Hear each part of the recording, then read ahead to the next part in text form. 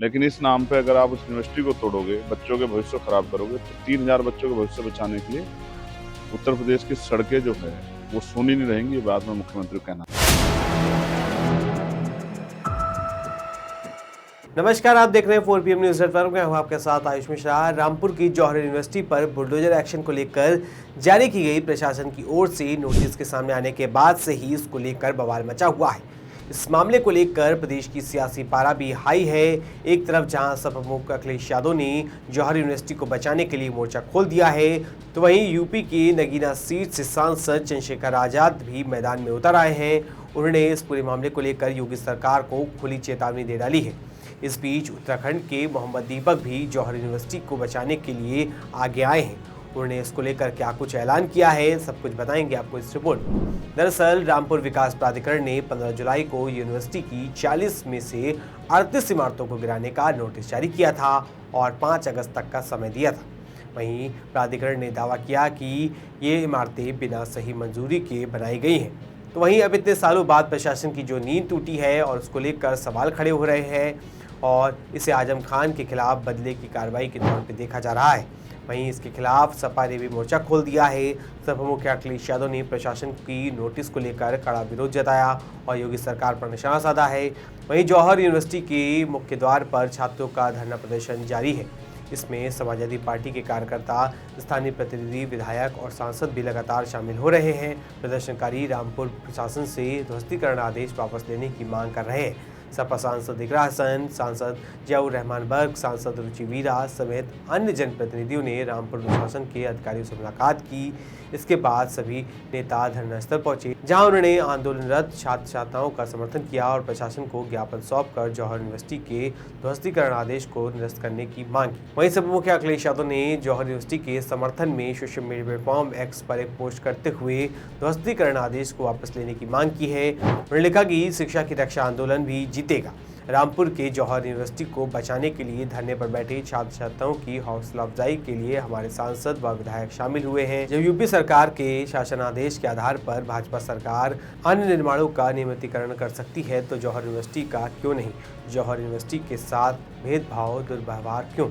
हम सबकी मांग है कि भाजपा अपने प्रतिशोध की आग में नौजवानों का भविष्य न झोंके। देखिए, आज हम अलीगढ़ कलेक्ट्रेट पर बैठे हैं धरने पर। जिस तरीके से रामपुर में जौहर यूनिवर्सिटी को लेकर रामपुर के जिलाधिकारी ने जो तुगलकी फरमान जारी किया है यूनिवर्सिटी को ध्वस्त करने का, ये लोग शिक्षा के खिलाफ हैं। ये भाजपा की सरकार और उत्तर प्रदेश की सरकार ये हमेशा शिक्षा के खिलाफ है।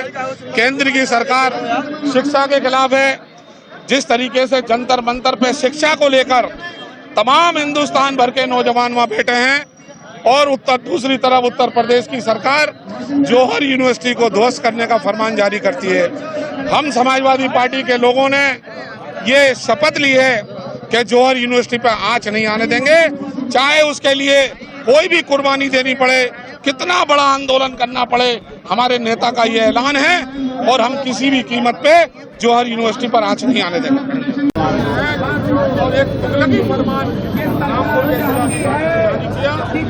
आज सत्ता की आंखों में आंखें डालकर पत्रकारिता करना मुश्किल हो गया है। हम पर मुकदमों से लेकर चैनल को बंद करने का दबाव बनाया जा रहा है। मुश्किल दौर है, लेकिन हम हार नहीं मानेंगे। इसलिए 4PM को ज़्यादा से ज़्यादा ज्वाइन करें और स्वतंत्र पत्रकारिता को जिंदा रखने के लिए जितना हो सके हमारा आर्थिक सहयोग करें। उम्मीद है कि आपके सपोर्ट से हम ये जंग भी जीत जाएंगे। वहीं इस मामले को लेकर नगीना से सांसद चंद्रशेखर आजाद ने योगी सरकार को खुली चेतावनी दे डाली है। उन्होंने कहा कि सरकार को कहना चाहता हूँ कि उनकी लड़ाई आजम खान से हो सकती है, लेकिन उन बच्चों के भविष्य से नहीं है। और जितना आप तकलीफ दे सकते थे दे दी, तो आपने उस पूरे परिवार को आप क्या करना चाहते हैं? सिर्फ अपने व्यक्तिगत लड़ाई को, बच्चों के भविष्य को खराब करने के लिए आप पोस्ट करेंगे तो हम बर्दाश्त नहीं करेंगे।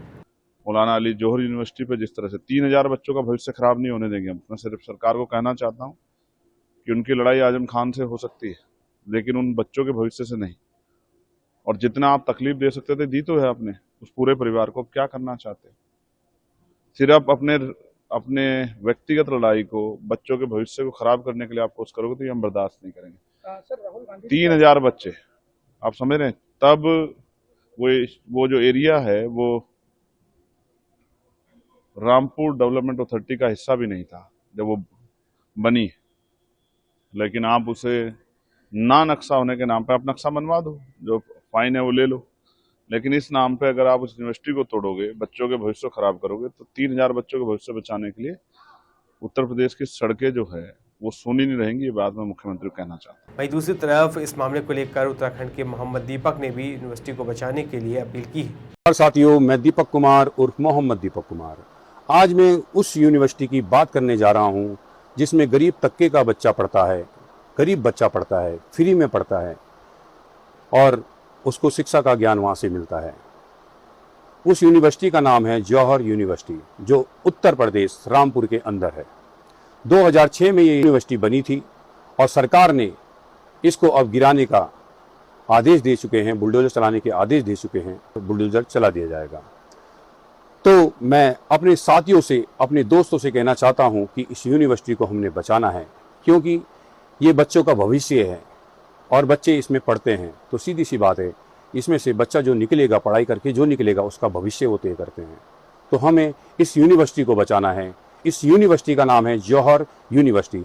बहुत खूबसूरत ये यूनिवर्सिटी है। इसमें से 38 इमारतें गिरा दी जाएंगी, 2 इमारतें इसमें बच जाएंगी।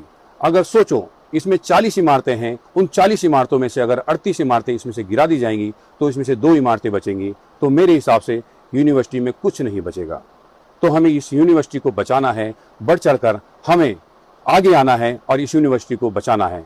सीधी सी बात है, हमें एक संकल्प लेना है इस यूनिवर्सिटी को बचाने के लिए, बच्चों का भविष्य बचाने के लिए। नमस्कार। तो अब जौहर यूनिवर्सिटी को लेकर मामला तूल पकड़ता जा रहा है, प्रदर्शन भी जोर पकड़ता जा रहा है और इस मामले को लेकर योगी सरकार अब चौतरफा गिरती हुई दिख रही है। अब देखने वाली बात ये होगी कि इसके बाद प्रशासन अपनी नोटिस को वापस लेता है या नहीं।